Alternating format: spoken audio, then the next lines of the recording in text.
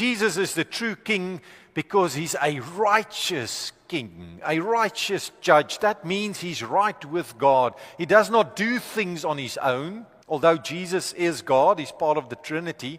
Did you know that Jesus did nothing without the Father? Do you believe me? You don't believe me? Read your scripture. When somebody says to you, the Bible says so, your first question must be, you must always remember that when any pastor ever says, the Bible says so, you say, where? John 5:30.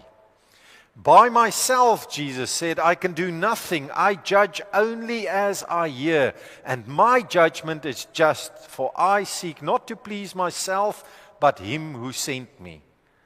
And when you go read the context, you'll see Jesus is talking about his Father. That means that Jesus died for me and you because Father said so. That means Jesus healed because Father said so. That means Jesus intercedes for us because, like we saw last week, Father God gave it to him. He was lifted up. He was put in his position as high priest, and now he's also in a position as king above all kings. So what makes him different from every other king, every other leader, every other government?